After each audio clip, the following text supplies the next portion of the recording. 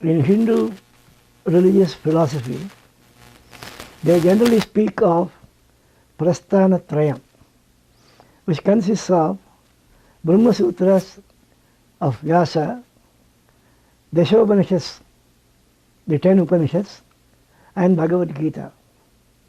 Brahma Sutras are composed by Vyasa to explain in a cryptic and pithy form the concept of the infinite as the Para-Brahma. The Upanishads deal with various topics relating to spiritual ascension to bliss. Some add to the 10 Upanishads 2 more. That will be an addition which has not been actually sanctioned by the traditional people. But Shankara has written commentaries on all of them. Isha Upanishads I have already spoken about how you must abstain from taking more than you deserve from the wealth of this world. Kena Upanishad was intended to subdue the ego of the celestials over their victory, and it establishes the principle of knowledge as a column of light, represented by Lord Shiva. The base and top of the column could never be gauged by the creator, Brahma, or the sustainer, Vishnu, because knowledge has no beginning and end, and it is also a cyclical process. Kata Prashna is very popular because it has the conversation between the god of death and Nachiketas, the son of a rishi. It deals with what we now call renunciation in mind from the desires of this world, and answering commitments without those commitments sullying our mind. It's a very beautiful Upanishad, both in the diction that it implies and in the description that is given, as also in a very clever way in which Yama avoids answering the question directly. Prashnopanishad, Prashna means question, consists of 6 questions raised by 6 evolved souls, which are answered in a manner in which you can correlate the various systems of philosophy dealing with the nature of the infinite, the nature of the cosmos, the relation of the cosmos and the infinite with the created. Munda, Mandukya and Titiri, they are very great Upanishads in the sense they explain the philosophy of Advaita in a clearer fashion than the philosophy of other schools. Of course, Vishishta Advaitins and Dvaitins may not accept it, but is closer to the Advaitic method. Chandogya Upanishad is a Samaveda Upanishad. It's got a lot of things to do with the interference of rituals in the path to eternity. How they cannot be treated as interference, but as a refinement to the manner in which rituals are practiced. Brihadaranya is in a class apart. It is the largest of the Upanishads where Yajnavalkya and Gargi entered into a dispute which is thrilling to hear and describe. It can't be described in a session like this. Ultimately, I have to mention here, Yajnavalkya had Katyayani and Maitreyi, 2 wives. When he wanted to take sannyas, he wanted them he asked them what they wanted. Katyayani said, your possessions. Maitreyi, your knowledge. And when Maitreyi and Yajnavalkya are discussing, Katyayani would just answer some other questions very easily without any effort. So they represented, Katyayani, Maitreyi, Gargi, they represented to what heights the ladies of the era had risen in the most abstruse branch of knowledge, namely higher philosophy of the infinite. The Upanishads have come down without any alteration, and therefore their texts are more reliable than the texts of the Puranas, the epics, and the later Vedas, that is Brahmanas and Aranyakas. Having exhausted these topics, it is proper to inquire into the core of knowledge, which is the sum and substance of Hindu philosophy. The core of knowledge consists in two parts. One for the adult and the evolved, and the other for the unevolved and the children.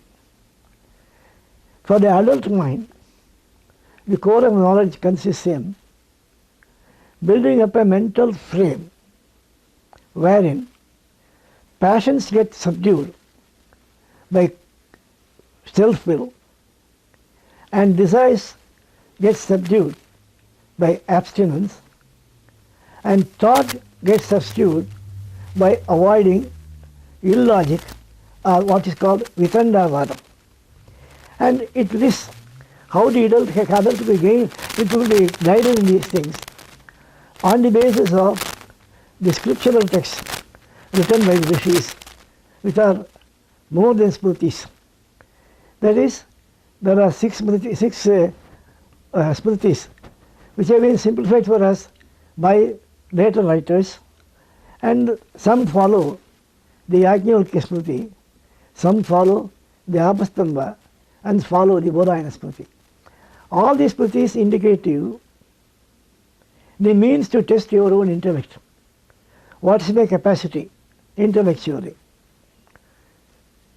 It's something like Drona putting a question to Arjuna. He asked Arjuna to shoot a bird on the tree. Asked the question, what are you looking at? He said, I am looking at the neck of the bird.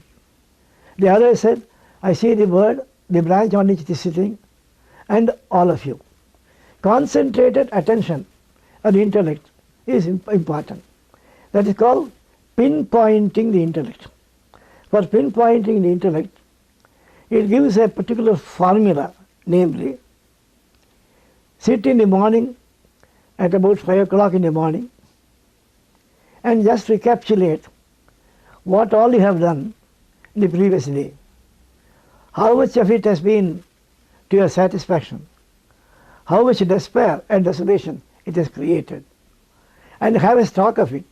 And then apply your intellect as to why it has been so. On the basis of this knowledge, you go through your daily course till you go to bed. Sitting in bed, you try to recapitulate so far you have improved your intellect on the basis of the knowledge of the previous night. So slow improvement will result in the intellect pinpointing only on those serious failures which will cost you heavy in the spiritual path. And the adult also is expected to have his own schedule of meeting bodily requirements, from food and drink to sex and entertainment. And the proportion it gives, I don't know whether it will be possible in this modern day. Sex, 5%. The remaining 95% distributed between the other three activities. So whether it is possible or not, that's the indication that's given. On the basis of that, your daily routine will become very, not only rational, rigorous without any effort or pain.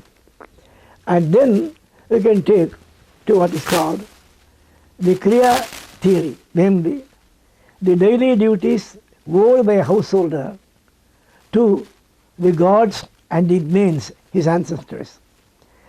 How these people could be propitiated within the means available to you is also indicated, where somebody aspires to do more than what he can afford. What is the means by which he can do it without sinking into debt? That's also indicated. Further, an adult has a responsibility to what is happening in the family. You should not be just a silent or passive witness. He must be an active participant, so that nobody can blame him, saying, you did not look into this, you did not care for this, then how could it have been set right? And in doing that, it differentiates between how you treat your wife and how you treat your children. Your wife, you should treat her as your equal and make her believe that her equality rests upon not sheer obedience, but in intelligent cooperation, in keeping the family happy.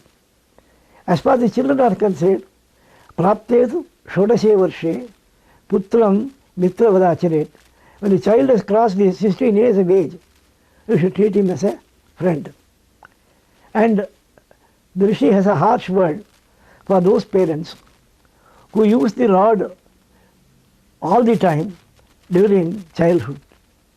He says, demons are created in households where the parent believes in chastisement and not persuasion. As the family increases, size of the family increases in the form of sons and grandsons, daughters-in-law and sons-in-law, the adult is expected to maintain the proper distance. And the Rishi says, the proper distance is maintained only by the adult not interfering with the affairs of the other families, of sons and daughters. After 16, after marriage, leave them to their wits. You don't, because, he says, there is no greater plague than an advice which will not be listened to or which will be misused by the offspring. So, after a certain stage, you limit your counsel to yourself and your wife, and don't trouble your offspring with what you want them to do. Sometimes you see, the family had to separate. Duty for the son, when honoring his father's debt. But the father had brought the family to the verge of bankruptcy. He doesn't owe any debt to the father. So, obligations are expected to be contained by wisdom. But wisdom is said to be rooted in practicality, and practicality is rooted in being worldly wise. You never take anybody for granted, or don't take any situation for granted. Try to look into it and make the necessary adjustments. These are some of the offerings of the rishis in the Upagranthas, it is called, where the child is addressed not as a child, but as the growing adult. So he will have to face responsibilities. So he is scared, and the adult is advised as the child that did not grow, Peter Pan that refused to grow. So those are the passages. From that comes the literature, religious literature on how marriages should be conducted. In Vedic times, there was no dowry. And immediate post-Vedic times, the practice was for the two parties to agree on how much they were going to spend and collect equally the funds from both sides, giving back the remainder or collecting the excess equally from both sides. If a girl is actually offered a dowry, it is regarded as an insult to the groom, who is no better than the slave bought in the market. And when girls attain a certain age, and the father is not worried about giving them in marriage, such girls have the right to stand at the traffic point called Sringataka, where 4 roads meet, announced that are available for marriage. New details about their heading, new details about their family, qualities they expect of the husband, their own qualifications, and ask the Panchayatas place to choose a proper bridegroom.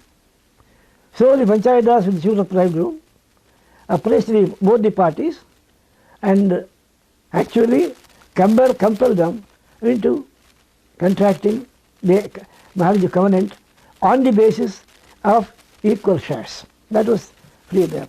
And then there was also this Prithvi which said, Nashte mrute pravrajite kribe cha patite patau panchasu apatsu narenam padil anyu diyate. If a husband is missing for a long time, or if he is dead before he could cross his youth, if he has become a sannyasin, if he is impotent, or if he is jailed for an heinous crime, in all these 5 situations, a girl can choose another husband, another person's husband.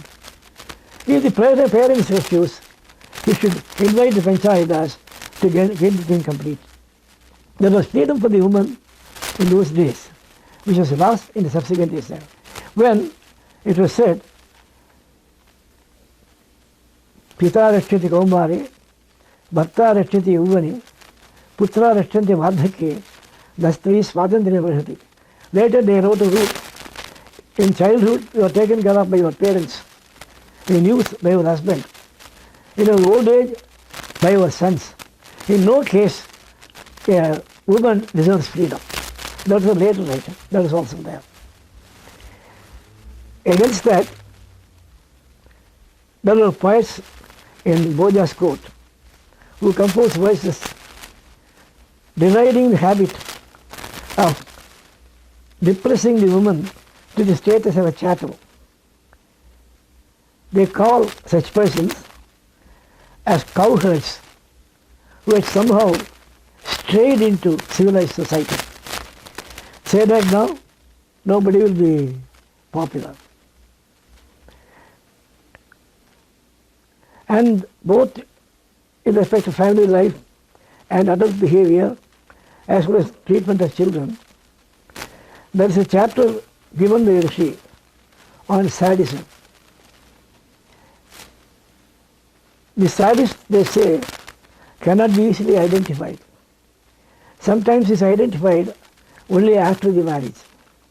When it comes, the girl should have the courage to tell her parents and get a preparation.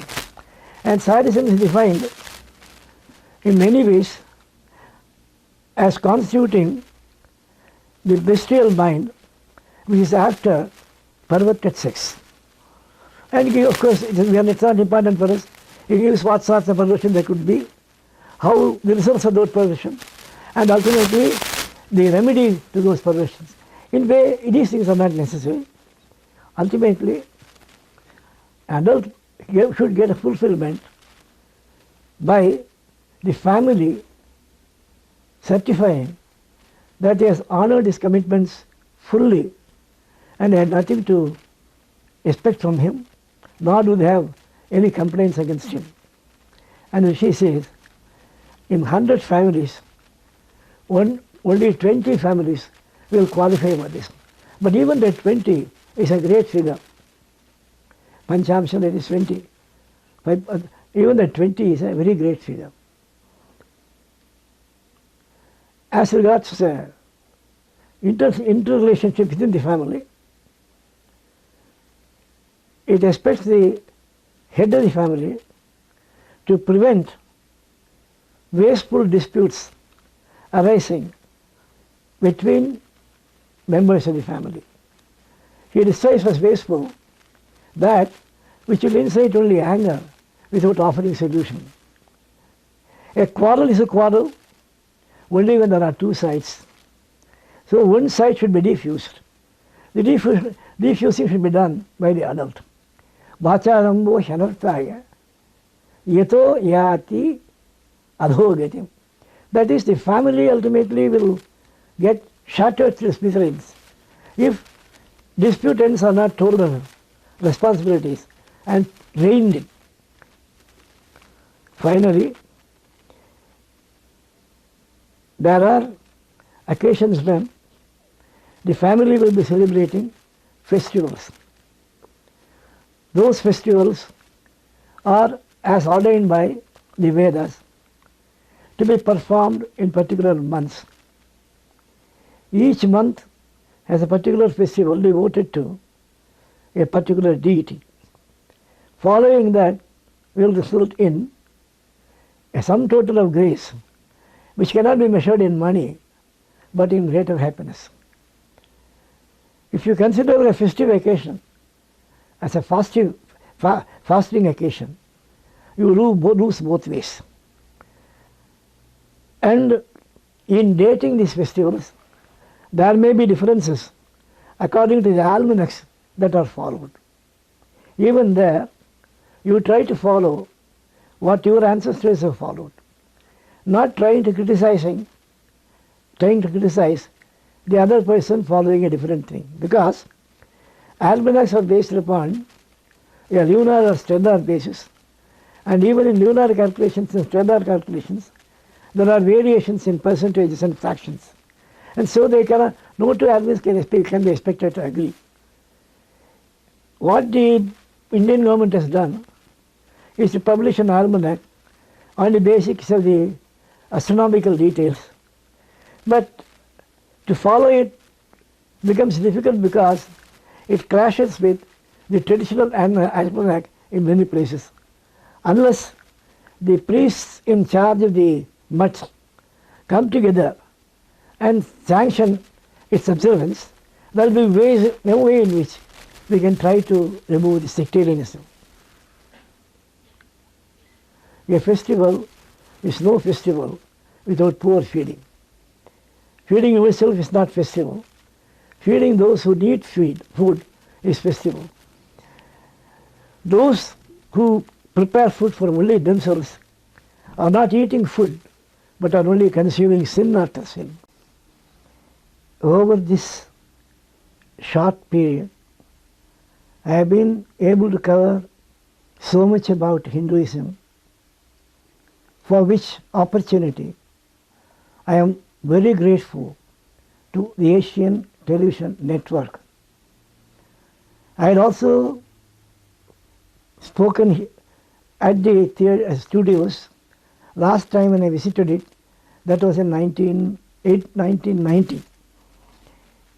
So after such an interval, I never thought I would get an opportunity to expound the main details of Hinduism, beginning with the concept of God, His form, His qualities, His temples, His forms of worship, the texts about Him, then the Vedas, the truths that they convey, then about the Upanishads, then about the grand epics Ramayana and the Mahabharata, and then the advice that has been given by subsequent rishis for householders ranging from adulthood to childhood. And in between, I have also been able to concentrate upon what Sanatana Dharma really meant at the beginning, how it got transformed or distorted thanks to the interference of a broker between man and God, how even when religion became religiosity, the Hindu thought did not lose its main strand or rudder, concentrating on God and taking God as the anchor to which everything is linked, on how life could be arranged in a manner in which one can painlessly perform one's duties to his own family and to himself without losing sight of his ultimate destination and birthright, the abode of God. How in all the many Puranas that have been written to expound the meaning of the Vedas, there had been distortions based upon perhaps environmental considerations, and therefore differences in the accounts about the legends relating to gods and the devas, how there is an eternal conflict that is going on inside us because we are a mix of both the celestials and the demons, how to extricate ourselves from the constraints of our own thinking or intellect, how to sharpen that intellect by banishing association of ideas, by cultivating an unconditional mind and using that unconditional mind as the means to total surrender, which is the easiest way to attain the Godhead. And I also feel the little that I knew, I have imparted through the medium of the speech. There is much more that can be said about this, but I don't have either the stamina or the time to expatiate any further. I once again thank Asian Network, Television Network for the opportunity given to me, and for my friend Mr. Mani to have been with me all this time and helping to correlate certain things which did not occur in my mind in my concentration on the central theme with which alone I was most concerned.